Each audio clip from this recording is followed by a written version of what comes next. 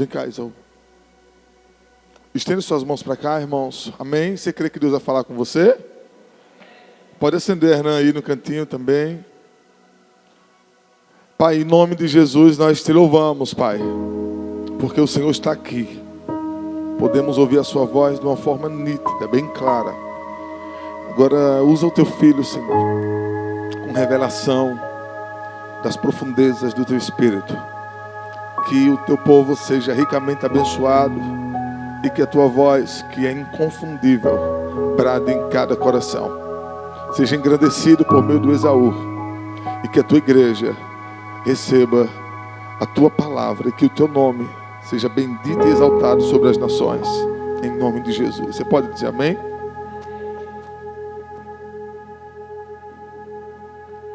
Cumprimento a todos com a paz do Senhor. Quem está feliz, diga graças a Deus. Está meio fraco aí. Quem está feliz, diga graças a Deus.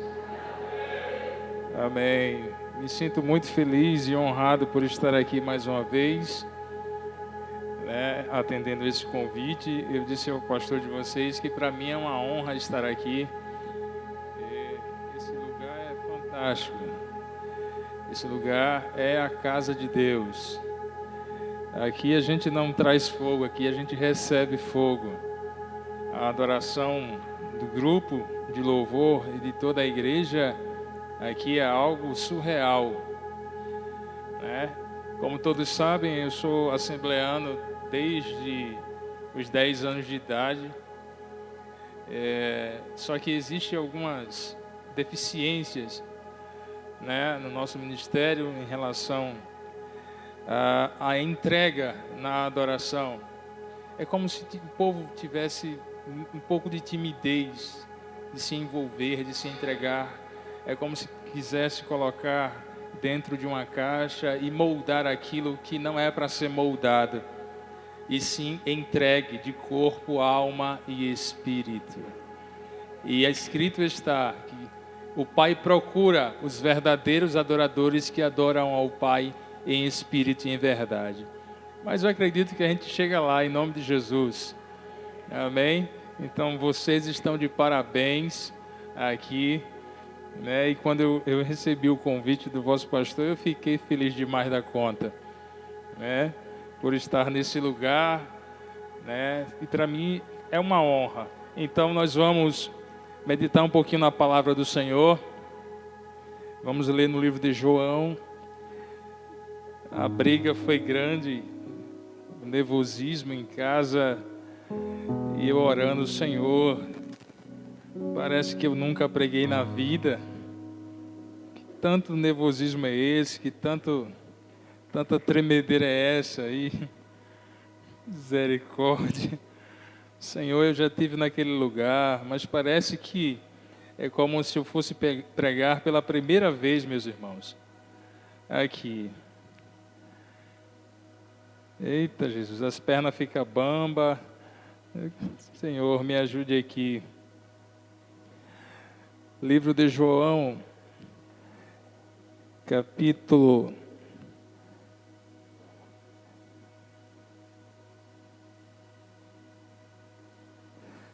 de número 1. Se todos concordarem, a gente vai ler a partir do versículo de número 1. A gente poderia ler o 11 e o 12, mas vamos ler a partir do versículo de número 1. Amém? Diz assim: no princípio era aquele que é a palavra. Ele estava com Deus e era Deus. Ele estava com Deus no princípio. Todas as coisas foram feitas por intermédio dele. Sem ele, nada do que existe teria sido feito. Nele estava a vida, e esta era a luz dos homens. A luz brilha nas trevas, e as trevas não a derrota. Surgiu um homem enviado por Deus, chamado João. Ele veio como testemunha para testificar acerca da luz, a fim de que por meio dele todos os homens crescessem. Ele próprio Ele próprio não era a luz, mas veio como testemunha da luz. Estava chegando ao mundo a verdadeira luz, que ilumina todos os homens. Aquele que é a palavra estava no mundo, e o mundo foi feito por intermédio dele. Mas o mundo não o reconheceu. Veio para o que era seu, mas os seus não o receberam. Contudo, aos que o receberam, aos que creram em seu nome, deu-lhes o direito de se tornarem filhos de Deus. Amém? Palavra de vida eterna. Meus irmãos, o livro de João, o capítulo número 1, está falando que no princípio era aquele que é a palavra. Ele estava com Deus e era Deus. Todos aqui sabem que Jesus é Deus. Porque o Pai e o Filho, João 10,30 diz, o Pai e o Filho é uma pessoa só. O Espírito Santo é a terceira pessoa da Trindade, é o Ruach HaKodesh, é o Santo Espírito de Deus. Existe uma pronúncia acerca do nome legítimo de Deus, que é o nome sagrado, que chamam de um nome impronunciável, que os judeus acreditam-se que esconderam este nome para que não banalizassem esse nome, assim como tentam banalizar o nome de Jesus Cristo. E você percebe que hoje, para qualquer coisa, qualquer besteira, o povo, tanto crente como não crente, fala, ai Jesus, vixe Jesus, eita Jesus, eita não sei o que Jesus. E aí a Bíblia me faz lembrar que não devemos pronunciar o nome do Senhor em vão, porque este nome tem todo o poder. Pode ser mais alto um pouquinho, Fonda. Este nome tem todo o poder. E se nós formos analisar na Bíblia Sagrada, foi através desse nome que a Bíblia vai dizer que Pedro e João estavam indo para o templo orar. E tinha um paralítico lá na porta do templo que estava pedindo esmola. E aí a Bíblia vai dizer que eles indo em direção à porta do templo, o rapaz que estava ali pede uma esmola a Pedro e João, e Pedro diz assim, eu não tenho ouro, eu não tenho prata, mas o que eu tenho aqui dentro eu te dou. Eu vou repetir para ver se você se liga nessa palavra. Olha, eu não tenho ouro, eu não tenho prata, mas a única coisa que eu tenho aqui dentro eu te dou. Quando eu medito nesta palavra, eu entendo uma verdade absoluta aqui. Quando o apóstolo Paulo diz que nós somos morada do Espírito Santo, não sabeis vós que sois templo do Espírito Santo, é a habitação de Deus. Se você parar para analisar em toda a história bíblica, a ideia de Cristo, que é o mesmo Deus, não era habitar em quatro paredes. A ideia foi sempre habitar dentro do homem. E o desejo de Deus em estar com o homem é tão grande que começa no livro de Gênesis, quando a Bíblia vai dizer que à tardezinha o Senhor descia no jardim do Éden e se ouvia as pegadas da palavra caminhando no meio do jardim. E aí a Bíblia vai dizer que Adão passeava com Deus para cima e para baixo, vendo toda a sua criação, que o próprio Deus diz, é bom o que eu acabei de fazer. Essa relação entre Adão e Deus era tão teofânica, tão visível, tão real, que incomodou aquele que estava preso na dimensão do jardim, que era Lúcifer. Vendo toda aquela comunhão e aquela intimidade, a inveja tomou conta de si. A mesma inveja que ele sentiu quando estava lá em cima. Talvez você esteja entendendo o que eu quero dizer. o mesmo sentimento que ele teve lá em cima, quando ele olhava para Deus em cima do trono, que mandava e ordenava e coordenava todos os seus anjos.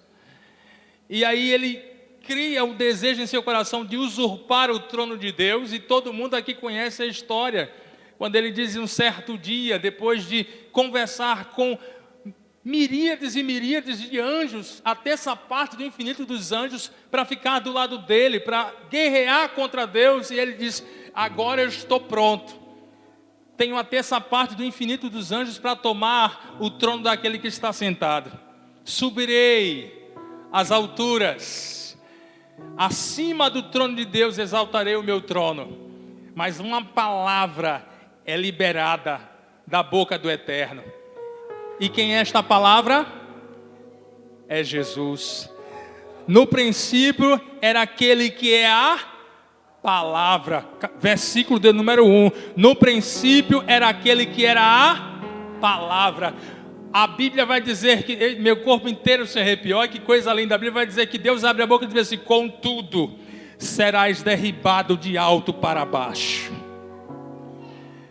Naquele momento, Lúcifer cai porque houve a guerra. Miguel vence. E Lúcifer cai. Deus fica triste, porque ali era uma criação de Deus também. Ele está agora nessa dimensão. Deus vai, tem um plano belíssimo e cria todo o jardim, e cria Adão e depois cria Eva.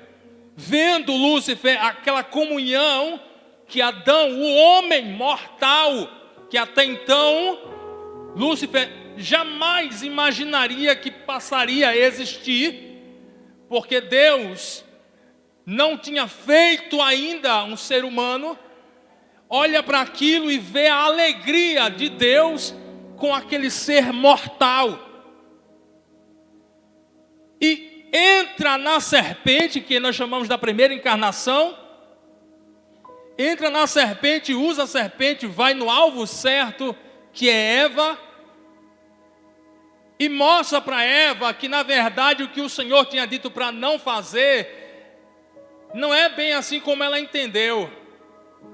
O que Adão disse para ela, repassando o recado de Deus, não foi como ela entendeu. E aí a Bíblia vai dizer que ela acha agradável aquele fruto e vai e come do fruto. Quando ela come do fruto, ela peca, e todos aqui conhecem a história, e ela vai e dá para o seu esposo. Mas o interessante é que quando ela come, não acontece absolutamente nada. Por quê? Porque o governo do jardim e da terra não estava sobre ela, estava sobre Adão. Questão de lógica, quando Adão olha para ela, ele diz assim: peraí, não morreu. Não morreu. Ela diz: pois é, eu não morri, coma também. Adão vai e come do fruto. Quando ele come do fruto, o cenário muda. Um elo de comunhão, que não somente era a intimidade, mas algo que estava relacionado também à vida, foi quebrado naquele momento. Repita após mim: conexão.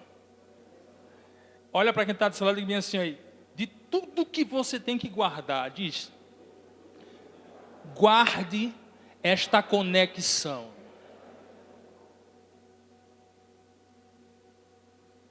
Isso é melhor.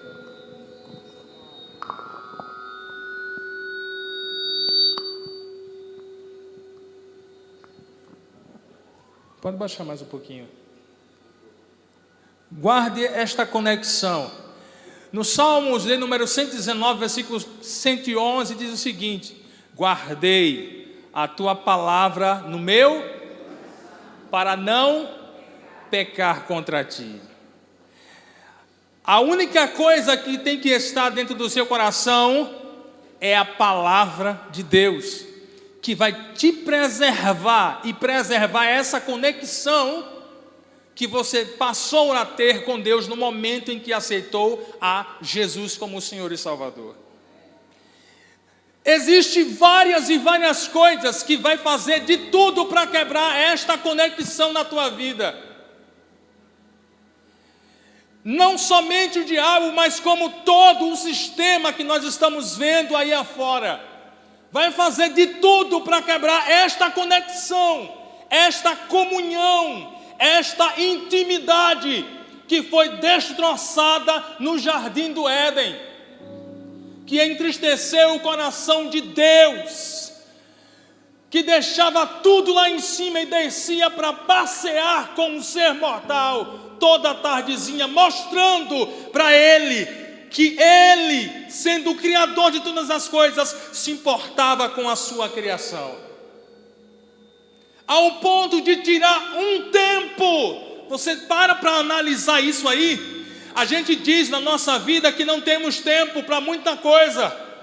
A gente fala por várias e várias vezes que o nosso tempo é corrido, que nós vivemos em uma loucura, que se marca uma coisa, eu tenho alguma coisa para fazer, mas se formos analisar, nós temos 24 horas no dia, e às vezes não conseguimos tirar uma hora para falar com Deus, porque achamos que temos muitas ocupações.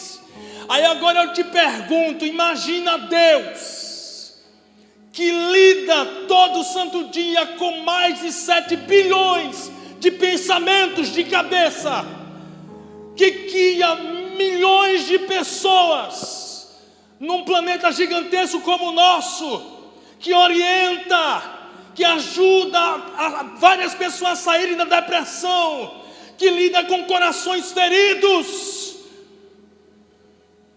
e tirava tempo para passear com a sua criação.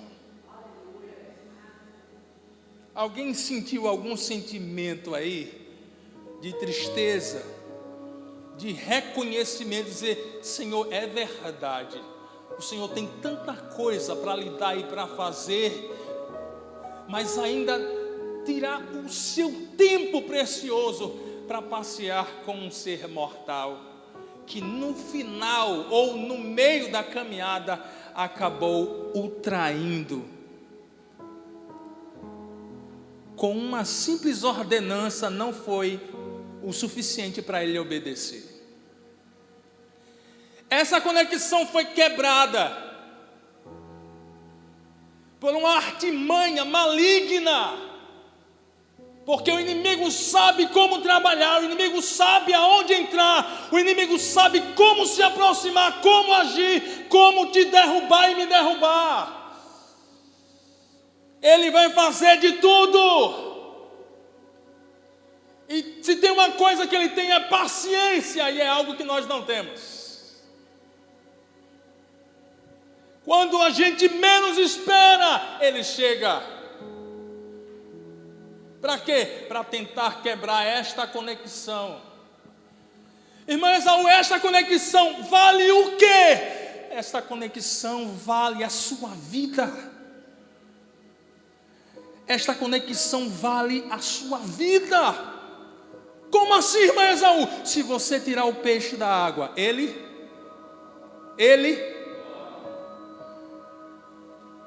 pois é. Se você tira o animal da terra, ele morre. Como é que um animal vai viver sem oxigênio? Se você tira o homem de Deus, por quê? Porque é a conexão que temos com Cristo que gera vida em nós. E o desejo de Jesus é que nós tenhamos vida e vida em João 10:10. O ladrão vem senão para o quê? Matar, roubar e destruir. Esse é o desejo do ladrão. Esse ladrão não está especificamente falando de Satanás, mas sim dos mercenários. Mas Satanás também é um ladrão e destruidor. Então, a função do ladrão, do mercenário, é só matar, roubar e destruir. E ele vai devagarzinho, devagarzinho, e vai rompendo a nossa intimidade, a nossa conexão com Deus, que chega um momento em que a gente olha assim e se levanta para enfrentar o inimigo e já não consegue mais. Por quê? Porque a sua cabeça foi raspada.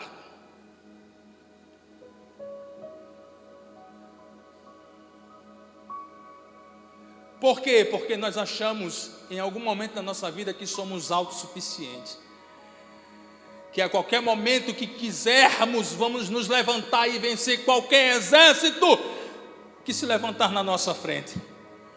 Mas a Bíblia diz que quando Sansão vai se levantar para enfrentar o inimigo, ele não tem mais forças, porque o único segredo que Sansão tinha com Deus, ele entregou na mão de Dalila. Alguém está entendendo essa palavra aqui?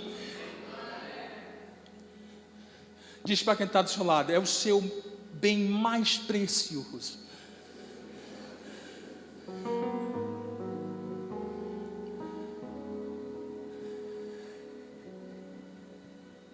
Ele está sem força, porque a sua cabeça está raspada, a sua conexão foi quebrada naquele momento. Por quê? Porque ele estava brincando. Ele estava brincando com a aliança que ele tinha com Deus.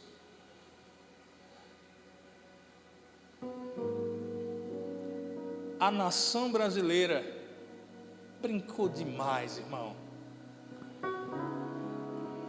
Chamaram Jesus de gay, meu irmão. Chamaram Jesus de gay, todo mundo viu nos vídeos aí. Jesus é gay, Jesus é isso, Jesus é aquilo. E eu vendo, meu Deus, que coragem desse povo. Escândalos e mais escândalos, irmãos. E todo mundo viu. E o maior problema é que todo problema que é interno agora é exposto nas redes sociais. E o ímpio passa a ter conhecimento. Não é mais trabalhado internamente, lidar com a situação de forma interna, porque é um problema no meio do povo de Deus. Então se trata em casa. Assim como diz, roupa suja lava em casa. Mas tudo hoje é rede social, rede social, rede social. E aí nós vemos vários e vários escândalos. E teve uma época que foi um após o outro. E aí eu disse, meu Deus, aonde a gente vai parar? Aonde a gente vai parar? E aí você via nos comentários crentes falando, comentando, metendo pau. Eu disse, não era para fazer isso, era para estar orando, dizendo, Deus tenha misericórdia, Deus tenha misericórdia, Deus perdoa, Deus lava, Deus purifica, perdoa o teu servo, a tua serva. Mas eu vi a gente se alegrando com a destruição do próprio irmão. E aí uma certa vez alguém me perguntou alguma coisa, Jesus, será que Jesus vai voltar agora? Eu disse, meu irmão, se ele voltar agora, como diz na minha terra, na nossa terra é perca. Porque a condição que está o povo, não é para Jesus voltar agora. Não é para Jesus voltar agora, o povo está sem o cabelo, sem a conexão. É preciso voltar à conexão. Mas a conexão só é reatada ou reconectada quando Sansão está aqui, sofrendo, cego, mas a alma dele passa a se lembrar do tempo em que se levantava para enfrentar 1000 homens com uma queixa de jumento e saía vitorioso. Começou a passar um filme na mente de Sansão, pode ter certeza disso. Ele não conseguia enxergar ninguém porque os seus olhos foram vazados. Mas aqui dentro, porque tudo começa aqui dentro. Diz para quem está do seu lado, tudo começa aqui dentro. Não é assim que a Bíblia diz, se confessares com a boca e crer no céu, coração, que Jesus é o Senhor. A partir daquele momento, o seu nome é escrito no livro da vida. Então aqui dentro Sansão começa a sentir a angústia da ausência do Espírito Santo. Porque você perder dinheiro, você perde pouco. Você perder a sua saúde, você perde muito. Mas se você perder Deus, você perde tudo. Aleluia. Tenta imaginar a cena aqui de um homem agarrado em duas colunas, dizendo em sua mente, porque não consegue enxergar nada, mas somente ouvir a zombaria do povo, dizendo: olha lá, mata, adivinha quem é, vai, pega a queixa de jumento, Sansão. Não foi assim que fizeram com a igreja? Não foi assim que falaram em rede social várias e várias vezes? Não é assim a pressão que nós estamos vivendo? Mas existe um segredo que o mundo não conhece e nem pode receber. A Bíblia diz que é o Espírito Santo de Deus que habita na minha vida e na sua vida.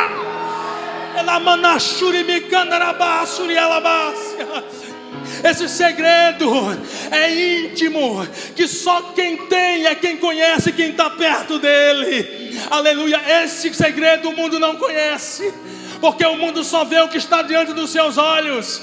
Olhava para Sansão e dizia: está cego, está careca, não tem força nem para levantar uma queixada de jumento. Mas existia uma conexão que estava, aleluia, desconectada dentro do seu coração. Mas a Bíblia vai dizer que ele começa a orar em espírito.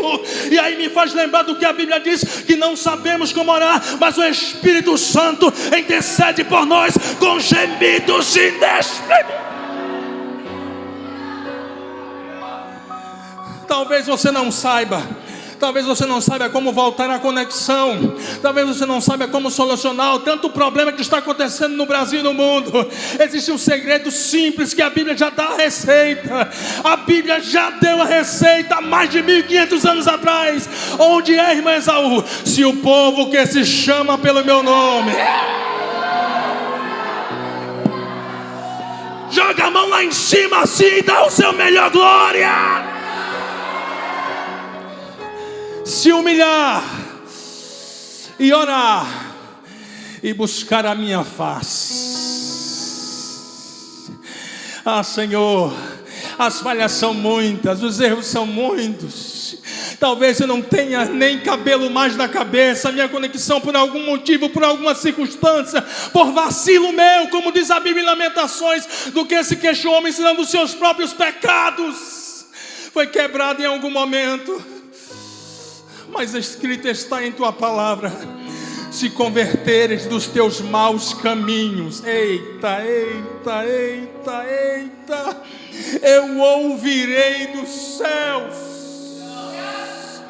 Ei, grita para quem está do seu lado, diga bem assim para ele: eu ouvirei do céu. Diga para ele: eu ouvirei dos céus. Agora profetiza para quem está do seu lado, diga bem assim: perdoarei os teus pecados. Diga: perdoarei os teus pecados. Diga de novo: e sararei a tua terra.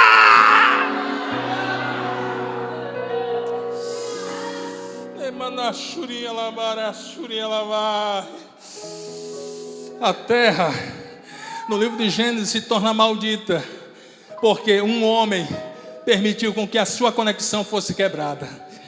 A terra se torna maldita naquele momento. Deus dá a sentença para Adão e para Eva, e dá também uma sentença para a serpente. Aleluia. Aí a Bíblia vai dizer que ambos foram expulsos do jardim. Eles foram expulsos do jardim, e a Bíblia vai dizer, Deus dizendo o seguinte: vamos colocar ele lá de fora do jardim, porque não dá para ficar aqui dentro, que existe uma árvore da vida eterna, que ele sabe onde está e pode comer e pode se tornar como nós. Está escrito. E aí a Bíblia diz que Deus coloca ambos fora do jardim, para que não coma dessa árvore da vida. E aí, para preservar a entrada, porque Adão e Eva sabiam a entrada. Interessante, né? Que Adão e Eva sabiam a entrada. Então quer dizer que existia uma entrada, a mesma entrada e a mesma saída.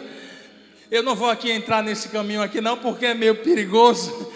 né? Então isso queria dizer, haveria a possibilidade de que haveria a chance de Adão e Eva sair de dentro do jardim e voltar dentro do jardim, porque se a entrada é a mesma saída, sim ou não? Mas aí a Bíblia vai dizer que Deus coloca espadas flamejantes na porta, arrodeando aqui, para que eles não retornassem para o jardim. Naquele momento, eles vão viver um pesadelo, porque eles vão comer do trabalho do seu suor, que outrora não precisava de muita coisa, porque o jardim manava leite e mel. Manter esta conexão com Cristo tem os seus privilégios.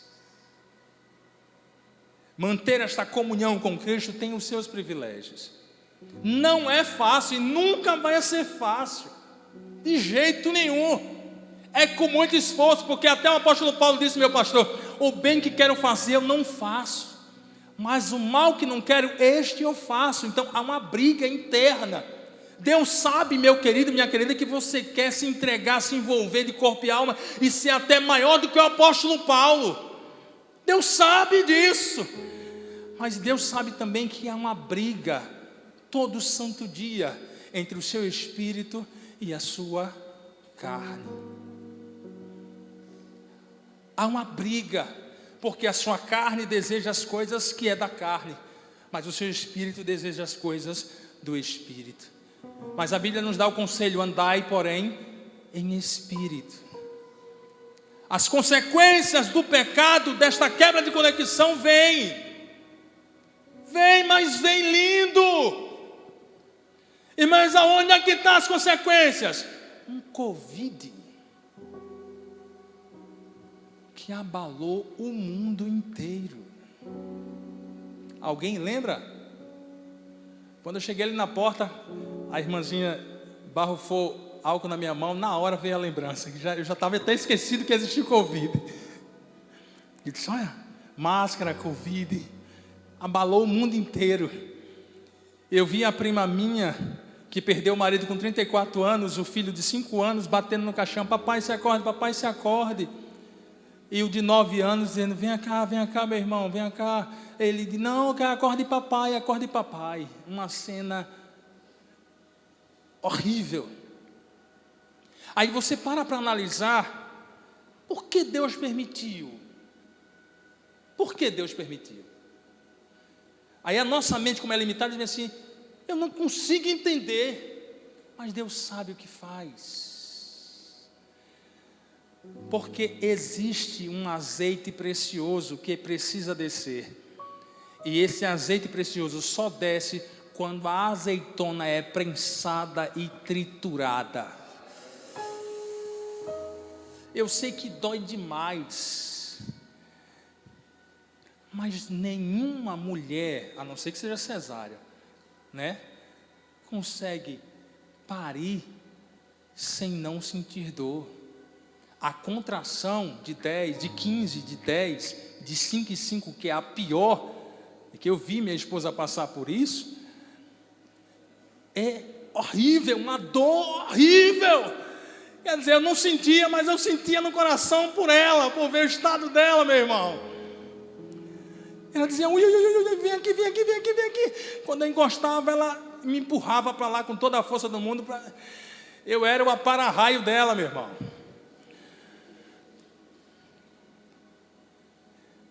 Mas essa dor tão tremenda tem um final.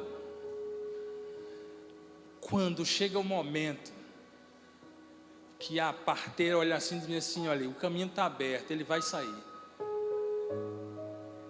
A dor é absurda, porque há um deslocamento, e todo mundo aqui conhece. Quando a criança sai, toda aquela dor cessa, e a mãe puxa um sorriso nos lábios. É como se não lembrasse de tudo o que passou, porque a única coisa que importa naquele momento é o filho dela que está vindo para os seus braços. Eu profetizo na autoridade do nome de Jesus de Nazaré. A metade da igreja entendeu, meu Pai. Eu profetizo em nome de Jesus de Nazaré. Como disse aqui o pastor, estamos como uma mulher grávida, sentindo dores de parto. O mundo está se virando contra a igreja. As forças diabólicas estão se levantando e fazendo trabalhos e mais trabalhos para tentar destruir com a força da igreja. Mas escrito está, diz a Bíblia Sagrada, nas palavras de Jesus Cristo, que nem as portas do inferno prevalecerão contra ela. Aleluia. Eu vi um satanista em rede social dizendo que faz isso, faz aquilo, faz aquilo, faz aquilo outro. Eu disse, meu Deus, coitado, não é Filomena não, mas coitado, se esqueceu do que está escrito na Bíblia Sagrada, porque mais do que esse que está aí, eram os magos do Egito,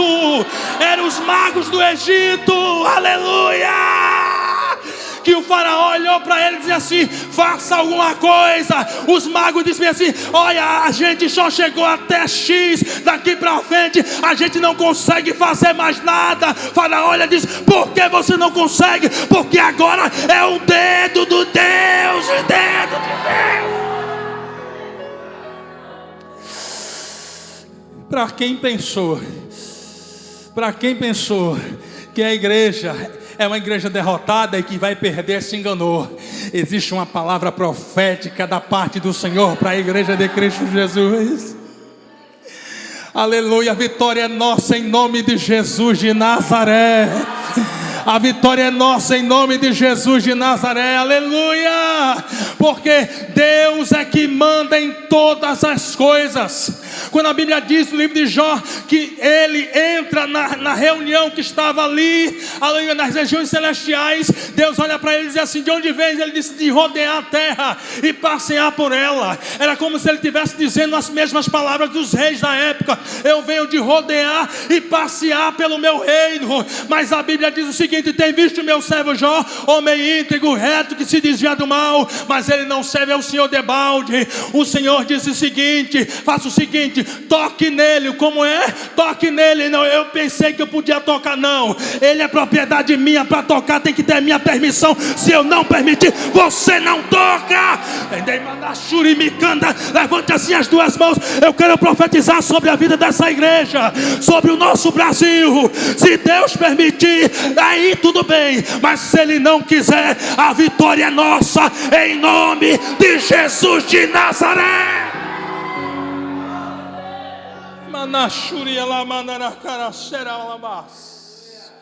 Vamos para o final. Pelo amor de Deus, eu estou com tanta vontade de pregar que está purulando aqui o juízo. A cabeça já é grande, né? Imagine aqui purulando Bíblia. Aleluia. O texto que nós lemos diz o seguinte: que ele veio para o que era, mas os seus não. Aí me faz lembrar de um diálogo que eu tive com um certo rabino. E aí eu conversando com o rabino, ele disse assim: rabino, é o seguinte, todo mundo acredita que nós, Igreja de Cristo Jesus, somos o novo Israel. Ele olhou assim e disse: de jeito nenhum. Vocês jamais são o novo Israel, de jeito nenhum. Que armada é essa? E aí começou a falar um bocado de coisa. Porque você menospreza. Não, eu não estou menosprezando ninguém. Eu não estou menosprezando ninguém. E nem também não estou dizendo que Israel vai para o inferno. Longe de mim. Baruch haba Meshia Adonai. Só me verás quando disser Baruch haba Meshia Adonai, bendito que vem em nome de Adonai. Está escrito, pode ter certeza. Eu disse para ele: isso aí eu creio, pode ter certeza. Mas tem um versículo na palavra do Senhor, no livro de João, capítulo de número 1, versículo 11 e 12, que diz assim: eu vim para o que era meu. Se ele veio para o que era meu, como Jesus era judeu, ele veio para Israel. Mas Israel fechou a porta na cara de Jesus. Mas aí de repente apareceu um povo gentil, cheio de defeito, que não é eleito, mas é filho adotivo, que fez o seguinte: A nação não quer o Senhor não, então faz o seguinte, olha.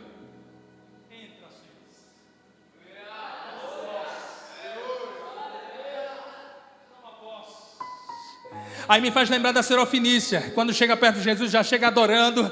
Aí o Senhor diz bem assim: não, eles deitar o pão, tirar o pão da boca dos filhos e deitar os cachorrinhos. Ela disse: Senhor, eu sei, eu conheço a história, eu sei também da reja que a nossa linhagem tem contra a sua, mas faz o seguinte, eu não quero o pão não, as migalhas que sobrar do pão, eu estou aqui debaixo para receber, para mim já é o suficiente. Deus olha assim e diz bem assim: eita, tamanha fé desta mulher. Faz o seguinte, o milagre já aconteceu lá, na criança.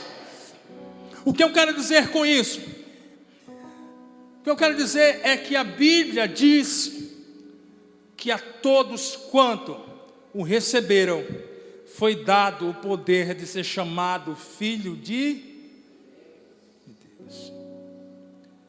Essa conexão de filho de Deus passa a termos intimidade com Deus. E aí a Bíblia vai dizer que o Espírito Santo desce em Atos 2, passa a fazer parte da nossa vida e nós passamos a ser morada do Espírito Santo. Então todo mundo que está aí tem o Espírito Santo de Deus na vida, porque aonde você for, o Espírito Santo de Deus vai. Bata no peito assim e diga assim: eu sou portador do Espírito Santo. Diga Rua, mais forte, faça biquinho para falar. Diga Rua HaKodesh, Santo Espírito. Diga: eu sou portador do Santo Espírito. Se você anda, o Espírito Santo de Deus anda. Se você para, o Espírito Santo de Deus para. Se você volta, o Espírito Santo de Deus volta. Se você se ajoelha, o Espírito Santo de Deus se ajoelha junto com você. Se você clama, Ele te ajuda a orar e a clamar a Deus com gemidos inexprimíveis, porque não sabemos como pedir, mas o Espírito Santo vai lá e diz: Senhor, na verdade Ele não queria dizer isso, não queria falar assim, não queria pedir assim.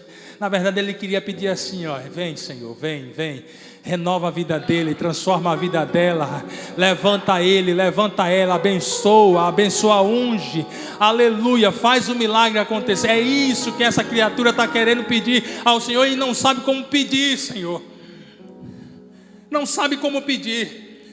Aí a Bíblia vai dizer que a nação de Israel está gemendo lá no Egito, e Deus prepara um libertador para aquela nação.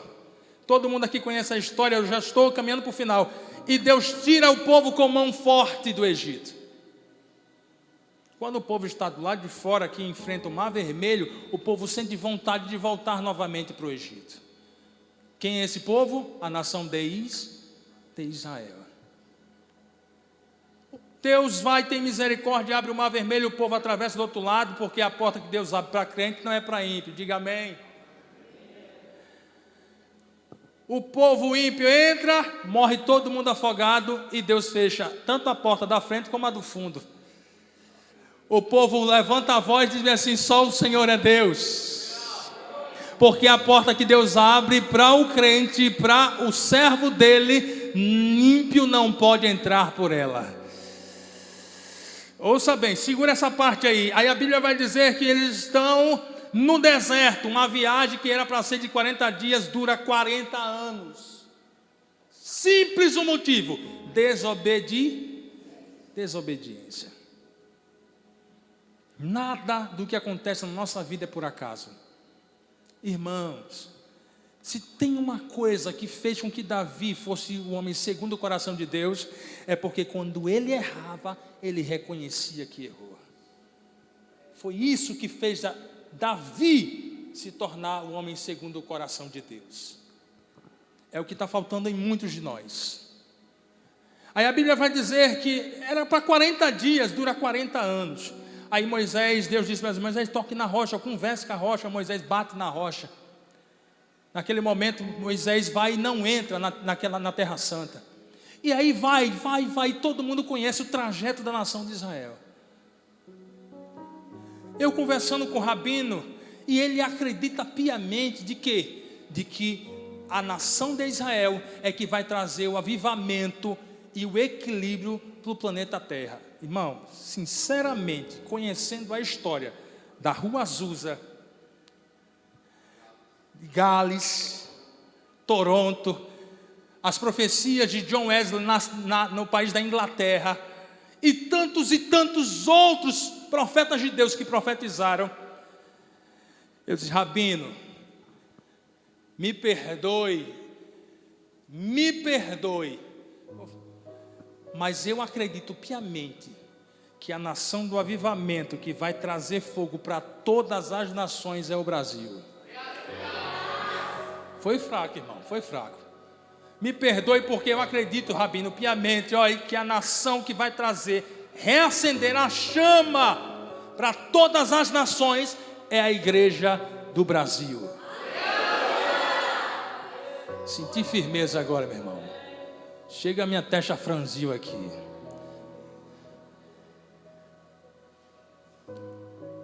Daniel Berg Gunaving entra pela Amazônia, chega em Belém do Pará, implanta a igreja. O Pentecoste começa a tomar conta de toda a nação brasileira. Hoje nós vemos igreja em tudo quanto é esquina, assim como também vemos escândalos em todos os lugares. Mas o arrependimento faz Deus retroceder uma sentença para toda uma nação. E com essas palavras eu vou finalizar. Deus diz: Jonas, vai para Nínive. Senhor, a cidade de Nínive é truculenta. A cidade de Nínive é horrível. Eu não vou lá pregar a palavra de arrependimento para aquele povo. Tu vai. Jonas vai e sai e desvia o caminho. Mas aí alguém tira a sorte, cai em Jonas. Jonas é jogado dentro do barco, no meio das águas. Um grande peixe, que alguns dizem que é baleia, mas não é. Pega Jonas, engole Jonas. Ele diz que clama do inferno. Aí os rabinos acreditam que ele morreu e Deus o ressuscitou e fez o grande peixe, jogar ele na beira da praia. É por isso que o peixe é símbolo da ressurreição de Cristo, é símbolo do cristianismo. Assim eles acreditam. Bom, se ressuscitou ou não, eu sei que ele foi jogado na beira da praia, amém? E ali a Bíblia vai dizer que ele ainda carrancudo, sem querer fazer a coisa, mas Deus vai lá e dá uma lição nele, mostrando com uma simples árvore que ele achou e nem plantou, achou que não deveria morrer. Mas aí quando ele prega, o povo todinho daquela nação se arrepende e a sentença de morte é mudada. Irmão Esaú, o que você quer dizer com isso? O que eu quero dizer com isso é o seguinte: que ainda há jeito para a nação brasileira.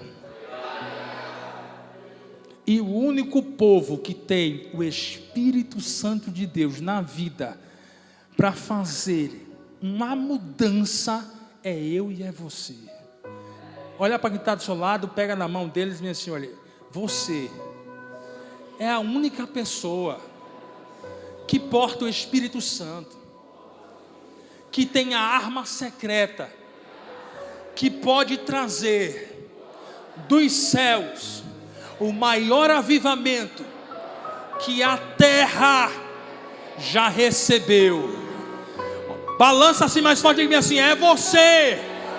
Então diz para ele assim, repita de novo, diga: o povo que se chama pelo meu nome se humilhar, balançando a mão dele, diga assim: se humilhar, orar, buscar a minha face, se converter dos maus caminhos, mudar de vida, mudar a conduta, refrear a língua, o Senhor, diga, o Senhor ouvirá dos céus, perdoará os seus pecados e vai sarar, diga, e vai sarar, repita, ao Brasil, diga, ao Brasil, repita mais forte, diga, e vai sarar o Brasil de todo pecado, de toda imundícia, em nome de Jesus de Nazaré.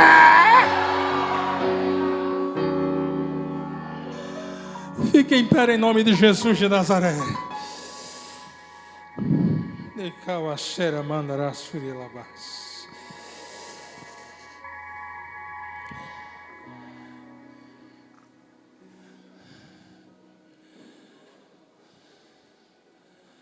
O ímpio olha para mim e para você, não entende de nada, irmão, não entende de nada. Você tem uma ideia, o povo começou a tirar sarro do povo de Israel, quando a Palestina estava enviando mísseis lá contra Israel, e o povo começou a gritar, Iau, Iau, Iau, Iau, Iau, Iau. Aí eu vi uma reportagem de um cara, um repórter dizendo assim, olha, o povo está miando que nem gato, o povo está miando que nem gato. Eu não sei se o senhor viu, o povo está miando que nem gato, e o povo de Israel, os erudins, dizendo, Iau, Iau, Iau, Iau. E, irmão, aí na hora, eu olhando aquele repórter dizendo assim, o povo está miando que nem gato, e começaram a sorrir. Eu disse, coitados, não entende o que é isso. Não entende o que é essa conexão, muito menos que nome é esse. Aí me faz lembrar do que a Bíblia diz, que para o mundo, o que nós temos, o que habita dentro de nós e o que sentimos é loucura. É loucura. Ele não entende quando você fala língua estranha. Ele acha que é uma loucura. Ai, que doidice, tá falando coisa com coisa. Ele não entende porque eu fiquei aqui de um pé só girando para. Ele não entende porque ele nem imagina o que é que eu estou sentindo dentro da minha alma. Ele não entende o porquê que as irmãs estavam aqui clamando, e levantavam as mãos e desciam. Parecia, além dos judeus, assim no muro de lamentações, orando, a Yeshua, orando, a Yeshua, orando, a Yeshua. O povo não entende, porque precisa isso, balançar a cabeça para cima e para baixo, ou para levantar a mão para cima e para baixo, ou levantar, o povo não entende, por quê? Porque para o mundo é loucura.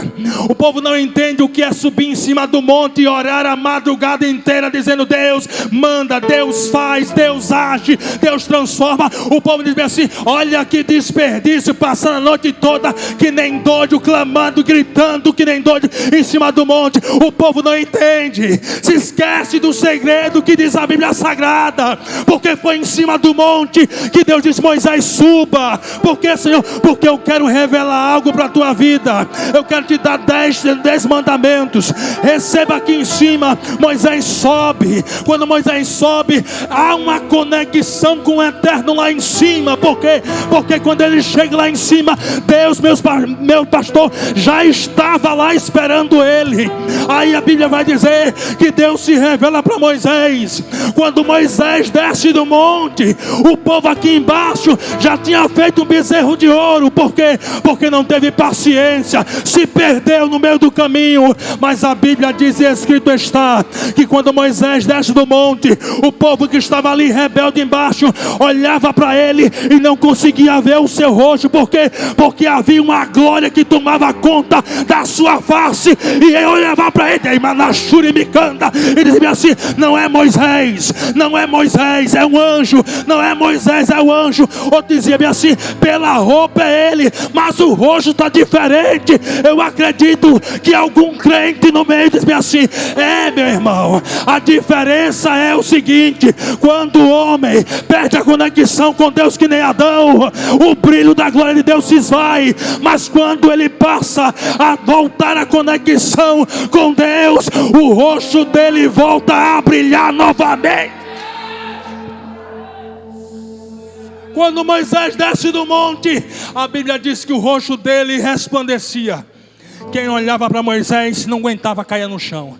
Quem olhava para Moisés, puf, caía no chão. Quem olhava para Moisés, puf, caía no chão. Quem olhava para Moisés, puf, caía no chão. É ele. Outro dizia bem assim, não é não. Pelas vestes mas o rosto não parece, está incandescente demais. Como é que pode? Eu conheço Moisés, o rosto dele não brilha tanto assim não. Nem quando o óleo do próprio corpo desce sobre o nariz, não brilha desse jeito. Está diferente.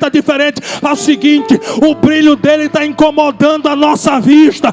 Pega um véu aí e coloque em cima. Ei, o diabo está tentando fazer isso com a igreja. O brilho da igreja está incomodando demais a minha vista. Vamos pegar um véu, vamos barrar a igreja, vamos barrar, aleluia, o povo de Deus. Vamos fazer censura, vamos fazer o povo de Deus se calar nas rádios, nas televisões. Vamos parar a igreja, mas não consegue parar, porque um véu não é o suficiente.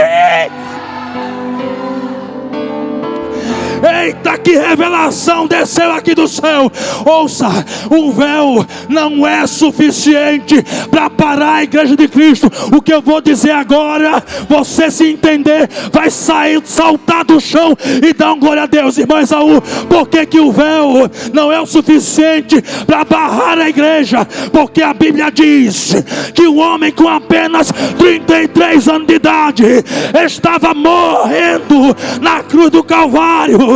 Eita, Kamashuri Mikanda. Aí a Bíblia diz que o povo estava embaixo dizendo: adivinha quem é? Adivinha quem é que está te batendo? Eita, Dácia, Nemiricomanturiacé, solta a ti e aos teus companheiros. Vai, você não é o Cristo.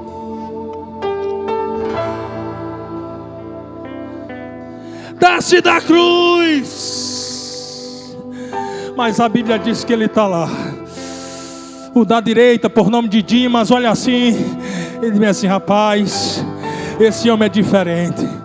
O da esquerda, o da esquerda, o da esquerda, o da esquerda, o da esquerda. Que nada.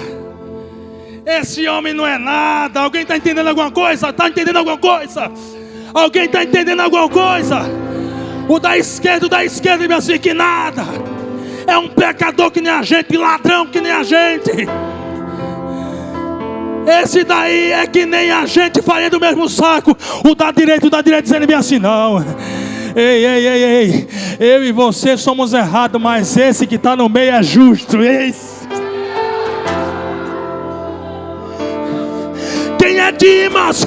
Dimas é o crente que reconhece os seus defeitos e as suas falhas em Cristo Jesus, que está crucificado no meio. Bota pressão nesse negócio aí, em nome de Jesus. Aí a Bíblia vai dizer que o da direita, olha assim para aquele que está no meio e diz assim: Senhor, Jesus vai, levanta a cabeça assim, olha para a direita e diz: fala, Dimas. Senhor, eu sei que eu sou pecador. Eu sei que não sou merecedor de nada que vem da tua parte. Mas faça o seguinte: lembra-te de mim, só te peço isso, Senhor. Lembra-te de mim quando entrares no teu reino. O do meio olha assim para ele e diz assim: ei, ainda hoje, ainda hoje,